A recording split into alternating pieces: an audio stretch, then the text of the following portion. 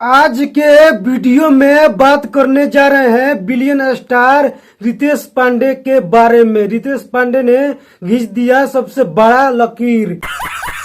पवन खेसारी से आगे निकल गए रितेश पांडे। कैसे आगे निकल गए, वीडियो के साथ जुड़े रहिए, अभी बताते हैं।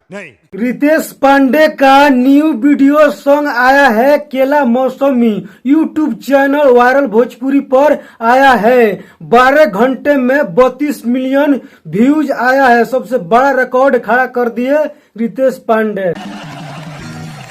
केला मौसमी गाने में बहुत ज्यादा व्यूज आ गया है। 12 घंटे में 32,814 ही व्यूज आया है। क्या कर सकते हैं, रितेश पांडे का इस टाइम बुरा समय चल रहा है। रितेश पांडे का गाना केला मौसमी बहुत बड़ा हिट है।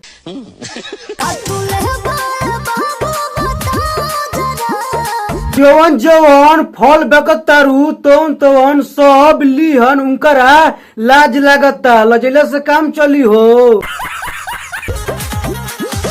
अभी तो भाई साहब शर्मा रहे थे, मौका ही मिलते ही नो बॉल पर मार दिए 6 रन।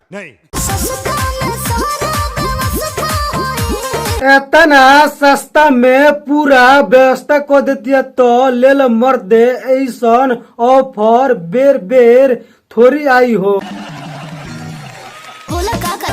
पूछतिया का चाहिए तो जल्दी बता दो ना।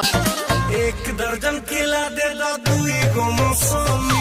कौन सा मौसमी का बात चल रहा है, ये वाला मौसमी का तो नहीं।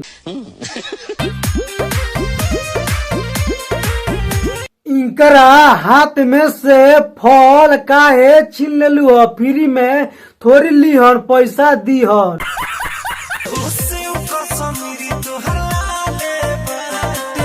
गाना तो बहुत मस्त है। बात करें वीडियो क्वालिटी का तो बहुत बढ़िया है, लेकिन गाने पर व्यूज थोड़ा कम आ रहा है।